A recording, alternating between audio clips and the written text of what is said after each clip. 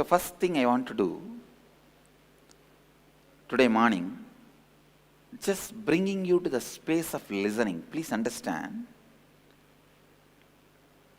if you are not in the space of listening,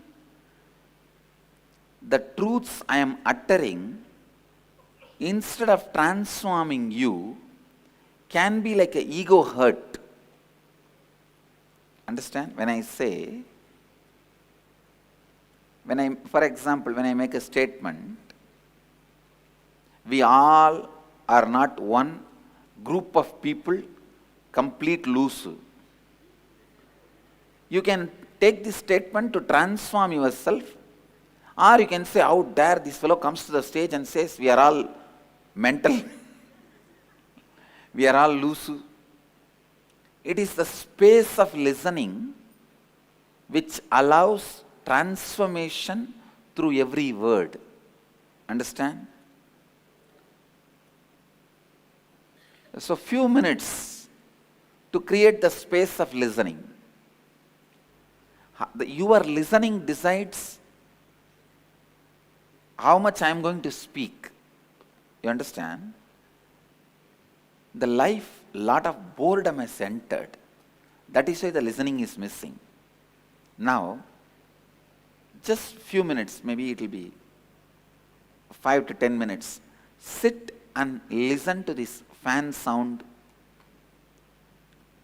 Somebody will sneeze, that sound. The accidental sounds which may happen. Somebody will take the paper, somebody will move, somebody's anklet. Now there is no such thing as silence. Some sounds will be coming outside, some construction work sound will come. You understand? Something or other will be happening. Listen to all the sounds, like wait passively. Any sound coming, without missing a single sound. For next 10 minutes, just close your eyes.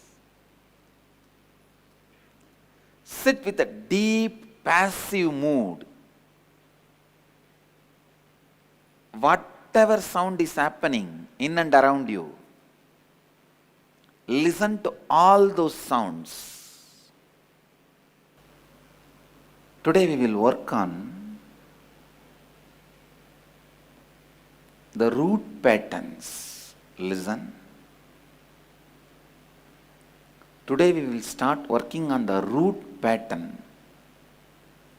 Let me define root pattern. The mental pattern which you create about you and the way you project and about the life and world during the disempowering, powerless moments which repeats continuously in your life and runs through your life. Listen, I'll repeat. The thought pattern, the idea, the statement you make about you and about how you are going to project you to others and about life and world. During the disempowering moment, extreme powerless moment which repeats itself in you again and again is root pattern. Let me expand. 3 words. Mamakara means the inner image. Mamakara means inner image. Ahankara means your outer image.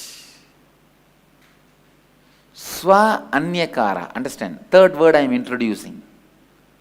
Swa Anyakara means your image about life and others. For example, like life is always out there to get me.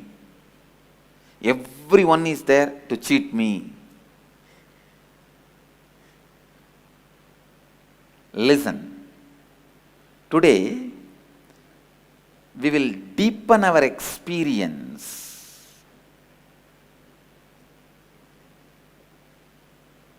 Deepen our understanding about our mamakara and also discover how our ahankara, please understand, we will deepen our understanding about inner image, actual inner image, and also discover why our actual outer image is the way it is.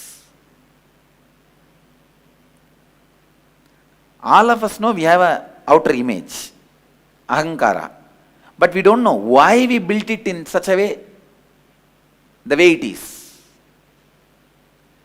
It is like why you do things the way you do things.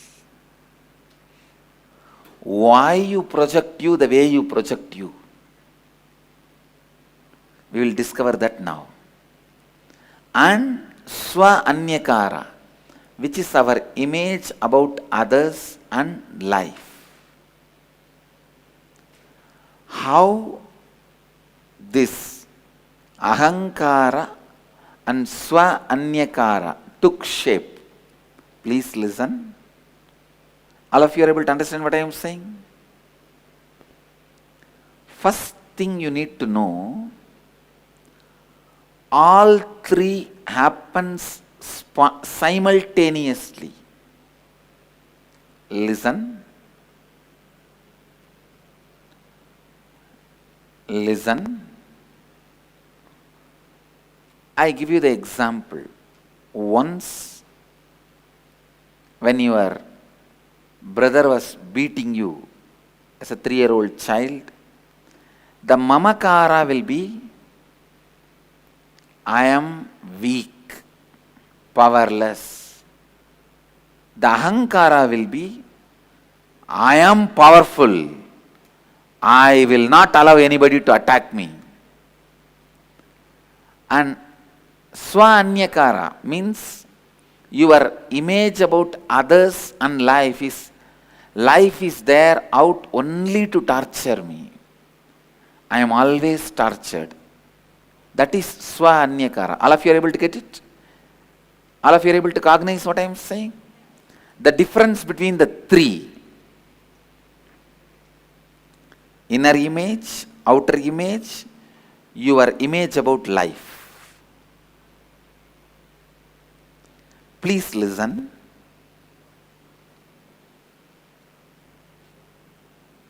Please listen. First thing you need to know, your mamakara, your ahamkara, your Swa Anyakara. In English, your inner image, outer image, your image about life. All these three are intertwined. They arise together as one. That's the first thing you need to know. Second, at a vulnerable, intense, incomplete moment of the past, when you are really in this, you feel you are facing the survival threat, completely powerless. Your mamakara means your inner image arises out of disempowering cognition and took shape in you means your inner image will be always disempowering you. How many of you cognize what I am saying? Your inner image will be always disempowering you. It is your mother-in-law sitting inside you permanently, constantly nagging. Very rarely people get good mother-in-laws. Means if they are dead.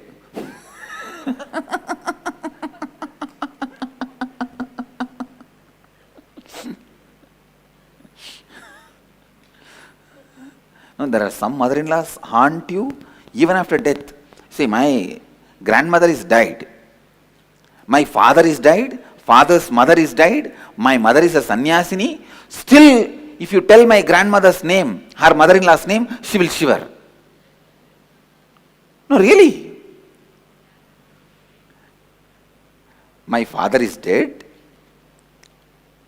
His mother is dead. Who is my mother's mother-in-law? And she is a sannyasini already. And now our life, only one person who can change or do anything to her life is me. Other than me, there is nobody involved in her life. But even now, if you tell mother-in-law's name, she will shiver. I don't know. Some root pattern only. Anyhow, understand? Listen. This moment when you are faced with a perceived survival threat, you create inner image.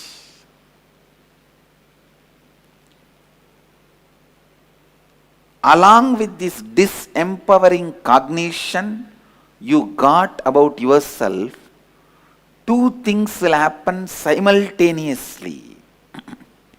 Listen. See, when you create a disempowering cognition about you, inner image, two things will happen simultaneously at the same time. You also got disempowering cognition about others and life. And you also projected an artificially built pseudo-empowered image about you to others. That is what is ahankara. Listen. One of the biggest problem I face is, for this whole concept I cannot give you from my personal experience. I don't have a single, I tried my best. Even once I have not felt powerless from the birth. Now the biggest problem is because of that I am not able to give you my personal life experience. But I think all of you are able to understand.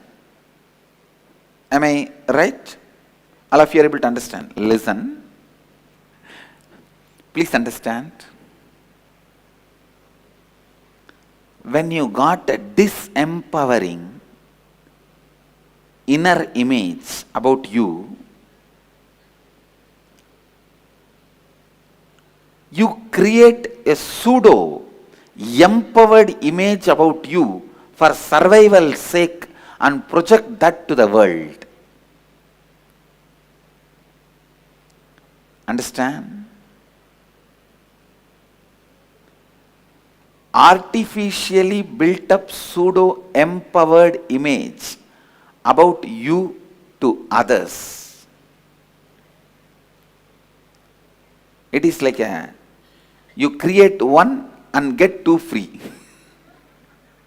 The inner image you create and your image about others and life and the image you project to others, these two you get free. All of you understand? See, you do not relate with the world the same inner image you created about you. Do you relate with the world? No. Even yesterday, 80% of you did not introduce yourself with the actual inner image. Even if you say, yes, sir, I am a failure, talking to you, then immediately you change and tell your other name, your ahankara, and try to know about their ahankara. Even for 1 hour in one session, you don't want to relate with the world, which is actually you are carrying from your, literally from your birth. Maybe from the age of 3 or 4. From the time you know about you, this is the first word you know about you. Am I right? Mamakara is the inner image, is the first word you know about you. From the time you know about you till now, you never relate with the people, world, with what you feel as you. Tell me, with integrity and authenticity, how many of you yesterday honestly did not relate with everyone with your actual inner image and went on flip-flopping? Raise the hand. No, I can tell you 80%. Because if you go with the real, actual inner image, there will not be a place for laughing, joking around, socializing. Here is a fool standing and here is a failure. Failure is shaking hands with a fool. What socializing can happen there? Understand? Alternative compensating cognition. Listen, I am throwing a big word. Alternative compensating cognition you build about you to others is ahankara. Alternative compensating cognition. All of you are getting it? It's a keyword. If you want, note down. Now, whoever wants. All right. Now, please drop the pen and paper. Please listen carefully. In order to survive and escape from the perceived confrontation and suffocation, a perceived confrontation and suffocation that you had in an intense, incomplete moment of your past. See, when you felt the survival threat, incompletion,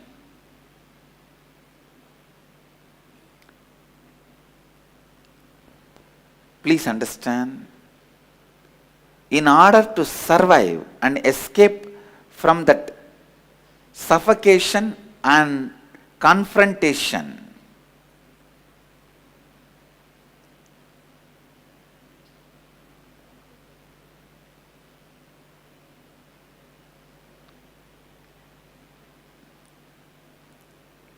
intense, incomplete moment in your past, in order to escape from that cognition which left you in deep incompletion, you grabbed and held to an alternative compensating cognition.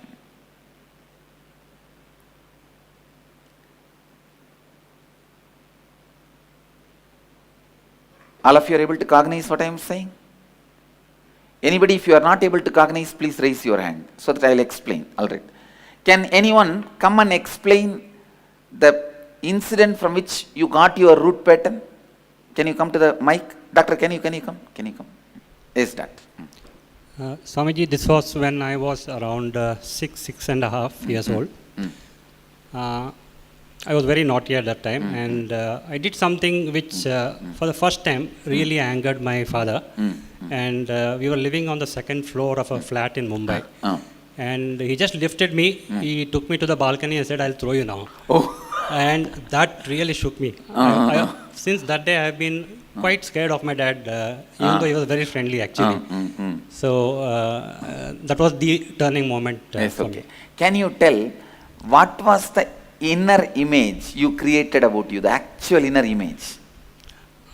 Image was I was totally powerless. I am powerless. And I didn't want to show that. Yes. So, you will create an alternative compensating cognition to show to others.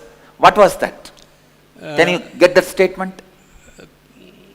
That I started building a wall around people. Usually it will be opposite. I am powerful. You understand? Usually it will be related to the inner image. And then, what was the image you created about others and life? I perceived most elders or authoritative figures as scary. No, life. No, it's about life. See, exactly the statement you created, tell me that. Okay. All you guys are getting it? The online cities. The cognition I had was life is very scary. And That's it. And immediately what are the actions you did after you came out of your dad's hands? Immediately on that moment, I think I just ran to my mother. But No, that is one thing. Okay. Then, But later, I started avoiding tactics or not confrontational, but not to show any weakness. not to show any weakness. That is the ahankara statement. You understand? Getting it? Yes, Swami. So all of you are, understand, behaving politely is nothing but not to show any weakness.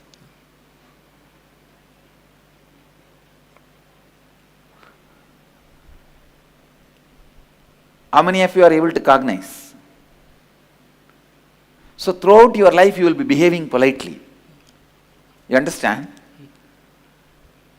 I can say that behaving politely is one of your strength. Am I right? Yes, Swami.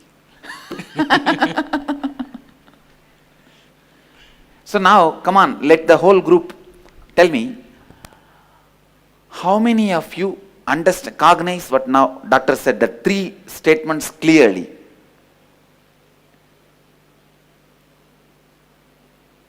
See, doctor, behaving politely is great. It has produced many good results in your life.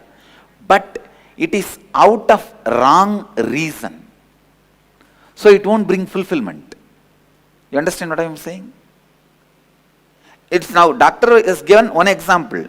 Now look into each one of you. Still, any of you are not able to understand this three statement, raise your hand. Still you are not able to understand? Can you come to the mic? Doctor, any quality you develop, out of that compensating alternative cognition, it will bring success. It may bring success, but it won't bring fulfillment. Yes.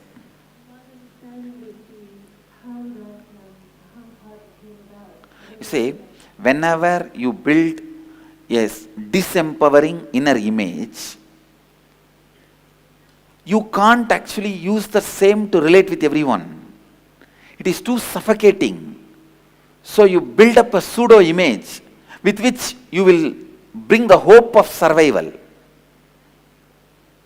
Understand? So from the Mamadhara of feeling afraid, develop a personality that is calming and relaxing and makes everyone get along.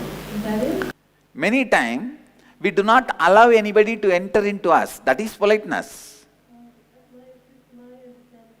See, politely saying no. It is not that always rudeness is required to say no.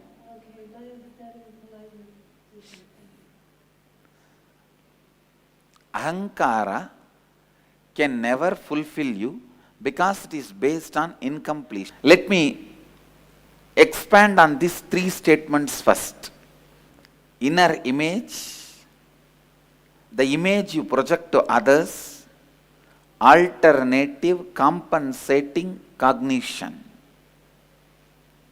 and your image about life and others. All of you are able to cognize these three concepts? Anybody who is not able to cognize these three, raise your hand. Okay, that's good. So we'll move to the next. Now, I wanted each one of you,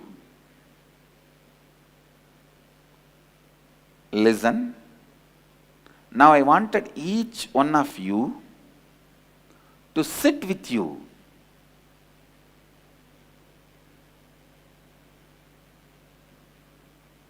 And dig out.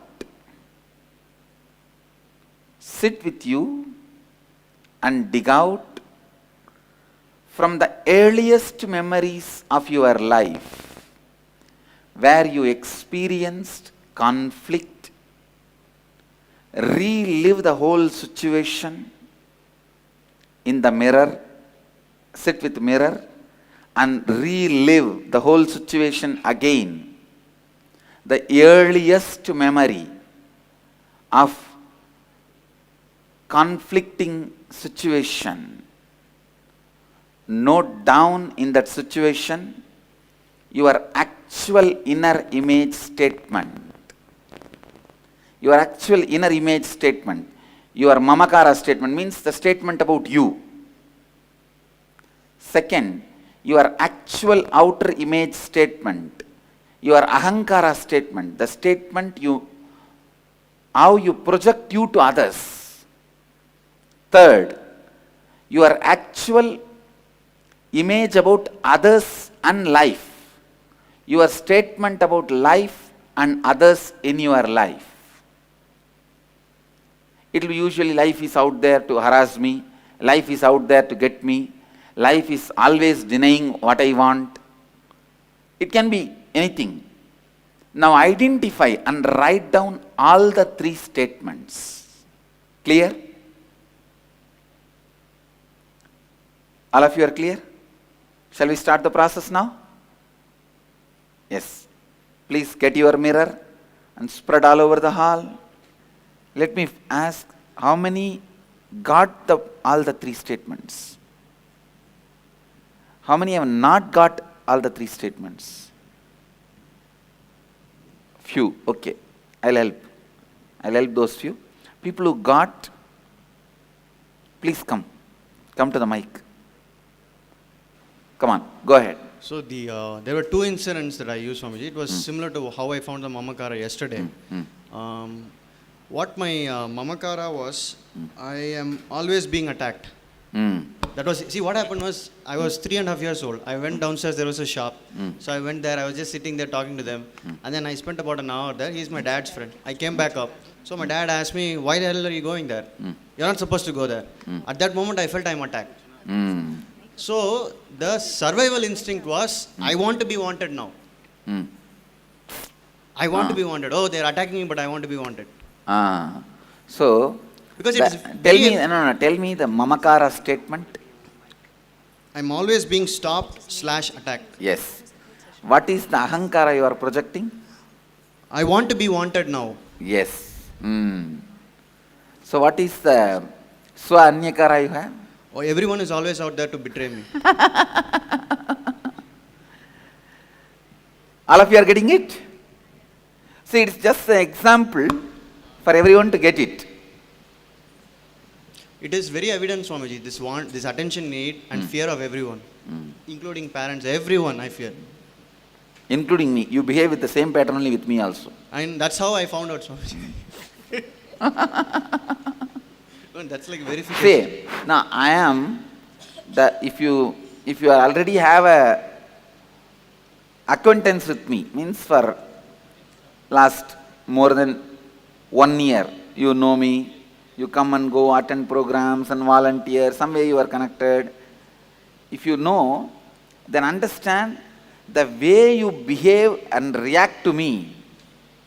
With that you can catch all the three patterns, because every moment I will hit only the three patterns. you are carrying. Simply I will hit only that. Only there I will be hitting. And any behavior of mine, it will be such a simple, but it will exactly hit there only. Understand? Because I am larger than your life. So all the, see, it's like who sticks out the neck, their neck is cut. Same way, these three patterns are only sticking the neck out in your being. So when they come here, that's what is sticking the neck out. And tuck, tuck, tuck. It will always be hit there. One thing is, until this IA program, Swami, for the last 6 months, anytime I interacted with you, I had fear looking at you. I know that. Suffocation. Okay. Great, you got it.